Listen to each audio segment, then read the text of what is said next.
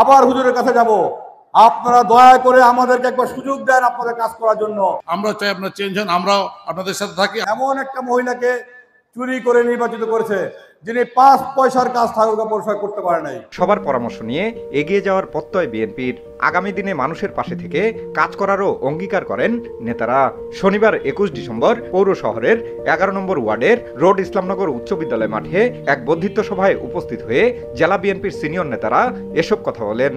এই জনসভা বলেন, বর্ধিত সভা বলেন, এখান থেকেই প্রমাণ করবেন যে এটি এই 11 নম্বর ওয়ার্ড বিএনপির ওয়ার্ড আগামী দিনে ধানের শীষের ওয়ার্ড হিসেবেই প্রমাণিত হবে ইনশাআল্লাহ। এর উপস্থিতি প্রমাণ করেছেন যে আগামী দিনে নতুন বাংলাদেশ 11 নম্বর ওয়ার্ডও নতুনভাবে তৈরি হয়ে গেছে। 11 নম্বর ওয়ার্ড বিএনপির সভাপতি মোয়াজ্জেম হোসেনের সভাপতিত্বে বর্ধিত সভায় প্রধান অতিথি হিসেবে বক্তব্য দেন জেলা বিএনপির অর্থ বিষয়ক সম্পাদক শরীফুল ইসলাম শরীফ সহ অন্যান্য নেতারা। তারা বলেন, মরহুম কুরাইশি মামা ছিলেন, উনি ইন্তেকাল করেছেন, ওনার জন্য সবাই দোয়া করবেন। উনি আওয়ামী লীগ করতেন, সে কারণেও হুজুর সাহেব হয়তো আওয়ামী লীগকেই ভোটটা দিতেন আপনারা বা করতেন, এটি স্বাভাবিক, এটা মনে করার কিছু নাই। নতুন প্রেক্ষাপটে যদি এখন চেঞ্জ হয়েছে, আপনাদের চিন্তাধারা যদি চেঞ্জ হচ্ছে, আমরা চাই আপনার চেঞ্জ হন, আমরাও আপনাদের সাথে থাকি, আপনারা আমাদের সাথে থাকেন। দেশের আপামর ছাত্র জনতার আন্দোলন, বিপ্লব শহীদের রক্তের বিনিময়ে বাংলাদেশে ফ্যাসিবাদী স্বৈরাচার সরকারের পতন হয়েছে। দেশ ছেড়ে পালিয়েছে তারা। তাই পূর্বের কথা চিন্তা না করে সকলকে এগিয়ে আসার আহ্বান করেন বক্তারা। আজকে শেখ হাসিনা ওয়াজেদ বাংলাদেশ থেকে বিতাড়িত হয়ে ভারতে গিয়ে চলে গেছে বন্ধুগণ। এই হচ্ছে আসল আল্লাহর মার। কারণ যে অন্যায় করবে তার অন্যায়ের ফল পেতে হবে। আপনারা আগায় যাচ্ছেন এক হাত, আমি বলবো যে আমরা বিএনপি নেতারা আমরা 10 হাত আপনাদের কাছে আগায় গেলাম। সেই সাথে সবার পরামর্শ নিয়ে সুযোগ সৃষ্টি করে দেওয়ার পাশাপাশি উন্নয়নে ভূমিকা রাখার পথ উন্মোচনে একত্রিত হওয়ার আহ্বানও ছিল নেতাদের। আপনারা সব সময় একসাথে থাকেন। আমরা আপনাদের কাছে এসেছি। আমার প্রিয় নেতা মির্জা ফখরুল আলমগীর আমাদের হুজুরের কাছে, যে হুজুরের আগে ছিলেন, আমাদের ওনাকে ইন্তেকাল করেছেন, ওনাদের কাছে বারবার এসেছেন। আমি আমার নির্বাচনের সময় হুজুরের কাছে এসেছি, আজকে আবার আপনাদের কাছে এসেছি, আবার হুজুরের কাছে যাব। আপনারা দয়া করে আমাদেরকে একবার সুযোগ দেন আপনাদের কাজ করার জন্য। ইনশাল্লাহ আমরা আপনাদের পাশে থাকবো, এটুকু কথা দিয়ে যাচ্ছি।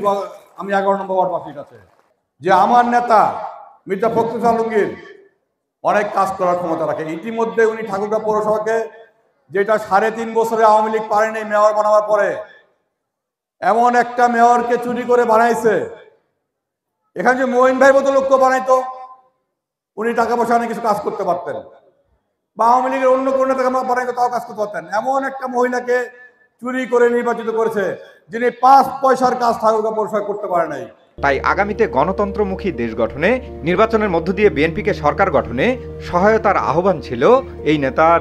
আর ইতিমধ্যে আমরা প্রায় আমাদের প্রিয় নেতা ঢাকায় যোগাযোগ করে 400 কোটি টাকা বরাদ্দ দিয়েছে ঠাকুরগাঁও পৌরসভাকে।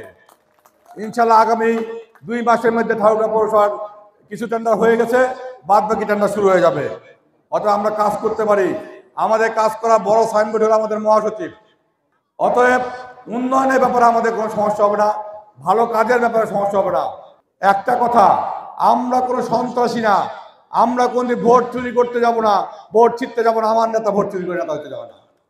আমরা জনগণের ভালোবাসায়, জনগণের ভোটের মাঝে, ভোটের মধ্য দিয়ে আমরা আগামী দিনে সরকার গঠন করতে চাই, এবং এই দেশে যেন আর কোনোদিন চুরি করে ভোট না হয় সেই ব্যবস্থাই করা হবে আগামী দিনের জন্য। যার জনপ্রিয়তা আছে, যাকে জনগণ চাবে, তাকেই মানুষ ভোট দিবে, সেই নির্বাচিত হবে। বাক্স ভর্তি করা ভোটের দিন শেষ হয়ে গেছে। গত 5ই আগস্ট আমাদের ছেলেরা, আপনাদের ছেলেরা, আপনাদের মেয়েরা যে আন্দোলন করেছে দেশে, যে রক্ত দিয়েছে, তাদের রক্তের রং এখনো রাস্তা থেকে শুকায়নি। তারা রক্ত দিয়ে গেছে দেশের জন্য। তাদের কোনো স্বার্থ ছিল না, স্বার্থ ছিল দেশের জন্য, বৈষম্য দূর করার জন্য, দেশে ভোট অধিকার ফিরিয়ে আনার জন্য, সাধারণ মানুষের জন্য তারা রক্ত দিয়েছে। অতএব ওই রক্তের সাথে বেইমানি করার আর কারো সুযোগ নাই আগামী দিনে। এদেশে কোনো স্বৈরাচার আর গঠন হতে পারবে না, সে যেই হোক।